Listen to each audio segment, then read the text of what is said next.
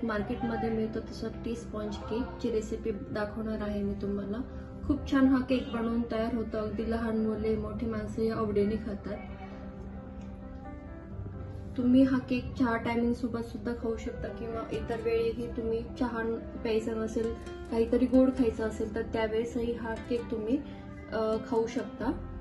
अगदी घरच्या साहित्यामध्ये हा केक बनवून तयार होतो। याला काही दही किंवा इनो वगैरे आपण यूज न करता अगदी घरच्या साहित्यामध्ये हा केक बनवून तयार होणार आहे। तर रेसिपी शेवटपर्यंत बघा। कुठेही मी सर्व तुम्हाला मेजरिंग कप्सने सर्व माप सांगितलेलं आहे। कुठेही तुमची रेसिपी फेल होणार नाहीये। काही सोप्या ट्रिक मी तुम्हाला इथे सांगितलेल्या आहेत, तर फॉलो करून तुम्ही हा टी स्पॉन्ज केक बनवू शकता। तर व्हिडिओ शेवटपर्यंत बघा। चला बनवूयात टी स्पॉन्ज केक। नमस्कार, स्वागत आहे तुमचं आजच्या एका नवीन रेसिपीमध्ये। आज आपण बघणार आहोत मार्केटमध्ये मिळतो तसा टी केक, तोही कुकरमध्ये बनवायला आज मी तुम्हाला शिकवणार आहे। तर रेसिपी शेवटपर्यंत नक्की बघा। त्यासाठी लागणारे साहित्य आपण बघूया। इथे घेतला आहे आपण मैदा, 300 ग्रॅम मी इथे मैदा घेतलेला आहे। पिठी साखर लागणार आहे आपल्याला, त्यासाठी 1 कप दूध लागणार आहे। दुधावरची साय घेणार आहोत आपण इथे। कस्टर्ड पावडर घेतलेली आहे, बेकिंग पावडर घेतलेली आहे आणि तेल घेतलेलं आहे आपण इथे। तर आता आपण सर्वप्रथम मैदा चांगला चाळणीने चाळून घेणार आहोत। इथे मी चाळणी घेतलेली आहे आणि आपण चाळणीमध्ये आता मैदा चांगला चाळून घेणार आहोत। महत्त्वाची टीप आहे, कोणताही केकचा पदार्थ करत असताना मैदा हा चाळूनच घ्यायचा आहे। या जागी तुम्ही जर गव्हाचं पीठ घेतलं तरीही चालणार आहे। मी इथे मैदा घेतलेला आहे, त्याच्याने टेस्ट छान येते। मैदा आपण इथे घेतलेला आहे, त्याच्यामध्ये घेणार आहोत आपण इथे कस्टर्ड पावडर घेतलेली आहे व्हॅनिला फ्लेवरची। याने टेस्ट छान येते, अगदी बाहेरच्या सारखे टेस्ट येते। त्यामुळे आपण इथे कस्टर्ड पावडर घेतलेली आहे 2 चमचे। हे पण आपण छान मैद्यासोबत चाळून घेणार आहोत।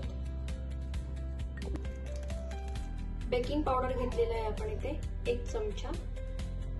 ही पण आपण मैद्यामध्ये वरती टाकून घेणार आहोत आणि खाण्याचा सोडा घेतलेला आहे मी इथे अर्धा चमचा। आता आपण हे सर्व छान चाळून घेणार आहोत। कस्टर्ड पावडरने आपल्या केकला छान फ्लेवर येतो, अगदी बाहेर जसं भेटतो तसंच हे बनवून तयार होतो आणि रंग टेक्स्चर वगैरे अगदी छान येतो। त्यामुळे कस्टर्ड पावडर नक्की वापरा। तर आपण आता मैदा छान चाळून घेतलेला आहे। आता आपण एका बाउल मध्ये घेणार आहोत पिठी साखर। इथे पिठी साखरचाच यूज करायचा आहे, पूर्ण साखर नाही घ्यायची। आणि अर्धा कप त्यामध्ये घेणार आहोत आपण तेल घेणार आहे आणि आपण छान मिक्स करून घेऊया।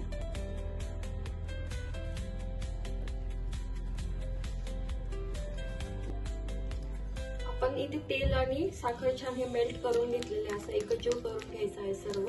तुम्हाला पाहिजे असेल तर तुम्ही इथे बटर किंवा तूप वगैरे पण वितळून घेऊ शकता, पण मी इथे तेलाचाच वापर केलेला आहे। त्याने असं टेक्स्चर छान येतो, असं कोरडा केक लागत नाही। अगदी शेवटपर्यंत तो मऊ राहतो। असं आपण छान एकजीव करून घ्यायचं। अशा पद्धतीने कन्सिस्टन्सी झाली पाहिजे त्याची। इथे आपण घेतलेलं आहे दूध। दुधामध्ये आपण दुधावरची जी साय असते ती घेणार आहोत।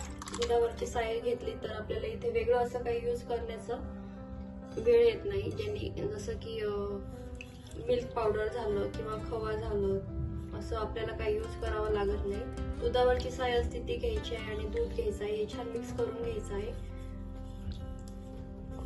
आता आपण हे साखर आणि तेलचं जे मिश्रण घेतलं होतं आपण हे दुधामध्ये छान मिक्स करून घेणार आहोत। अशा पद्धतीने हे छान मिक्स करून घ्यायचं आहे।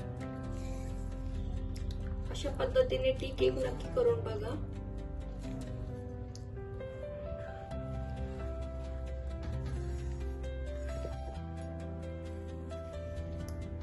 पण ज्या भांड्यामध्ये केक बनवणार आहोत त्याला आपण असं तेलाने ग्रीस करून घ्यायचं आहे। त्याच्या तळाशी असं तेल लावून घेणार आहे। तुमच्याकडे बटर पेपर असेल तर तुम्ही बटर पेपरही लावू शकता, पण मी घरच्या साहित्यामध्ये आज तुम्हाला कसं बनवायचं आहे ते शिकवणार आहे। जसं आपण पूर्ण बाजूने असं तेल लावून घेणार आहोत भांड्याला आणि आपण याला असं थोडंसं मैदा डस्ट करून घेणार आहे। अशा पद्धतीने असं मैदा सर्व बाजूने असा डस्ट करून घ्यायचा आहे थोडासा, जेणेकरून केक आपला तळाशी चिकटणार नाही। डस्ट करून घ्यायचा आहे। आणि एक्स्ट्राचं जे असेल ते काढून घ्यायचं आहे. बघा अशा पद्धतीने आपण हे डस्ट करून घेतलेलं आहे.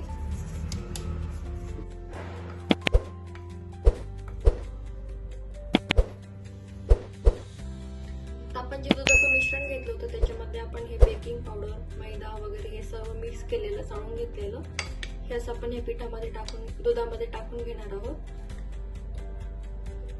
पूर्व तयारी सर्व आधीच करून ठेवायची आहे.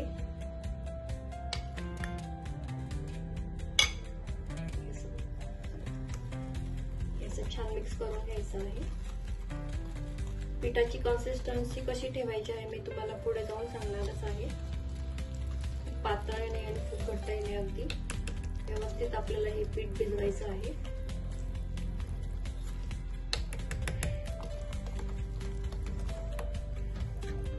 टुटी फ्रुटी घेतलेली आहे आपण इथे आणि त्याला थोडंसं मैदा डस्ट करून घेतलेला आहे.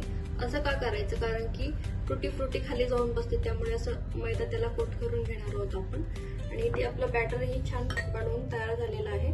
बघू शकता तुम्ही, आपल्याला पिठाची कन्सिस्टन्सी अशी ठेवायची आहे. यापेक्षा पातळही नाही आणि यापेक्षा घट्टही नाही, अगदी असेच आपल्याला हे पीठ ठेवायचं आहे. आणि त्याला आपण मैदा लावून घेतलेला आहे, तेल लावून घेतलेलं आहे. त्या भांड्यामध्ये आपण हे सर्व पीठ असं टाकून घेणार आहोत. अशा पद्धतीने हे सर्व टाकून घ्यायचं आहे छान. खूप छान हा केक बनवून तयार होतो. मुलांनाही खूप आवडेल तुमच्या आणि घरातही खूप छान लागणार आहे. हा सर्वांनाच आवडणार आहे. असा हा केक बनवून तयार होतो. हा अशा टाईपचा टी केक खाऊन तुमच्या घरच्यांना अधिकच हा टी केक आवडणार आहे आणि टी टाइमही अगदी छान होणार आहे तुमचा.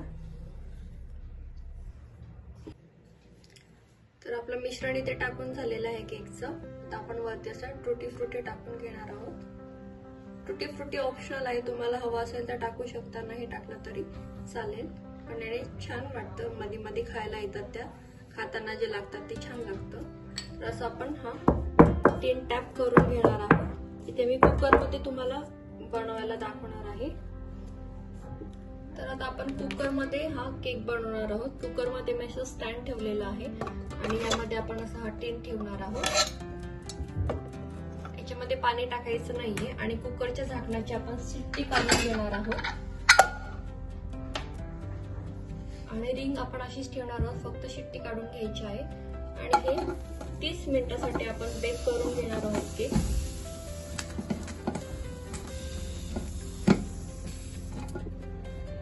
तीस मिनिट झालेले आहे. आता आपण चेक करूया आपला केक कसा झाला आहे. वाव, किती छान आपला केक बनवून तयार झालेला आहे. बघा किती छान आपला केक इथे बनवून तयार झालेला आहे.